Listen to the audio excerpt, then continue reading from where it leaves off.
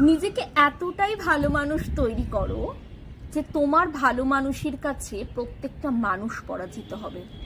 যারা তোমাকে ব্যতিব্যস্ত করেছে, যারা তোমাকে অসম্মান করেছে, যারা তোমার কথায় পাত্তা দেয়নি, তোমায় ইগনোর করেছে, তারাই তোমার ভালো মানুষের কাছে এসে পরাজিত হবে।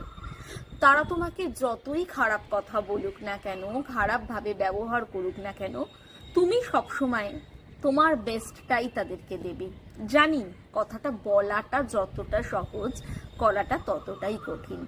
কিন্তু যদি আমার কথা শোনো, তোমরা যদি কন্টিনিউয়াসলি তাদের সঙ্গে ভালো মানুষই করে যাও, মন থেকে করো, দেখিয়ে নয়, মন থেকে ভালো মানুষই করো, তোমার যে পজিটিভ ভাইবটা সেটা কিন্তু তাদের কাছে অবশ্যই যাবে।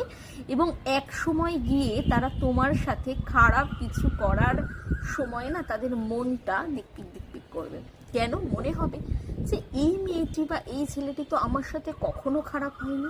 তারা না কোথাও একটা গিয়ে নিস্তেজ বোধ করবে তোমার সাথে খারাপ করার সময়।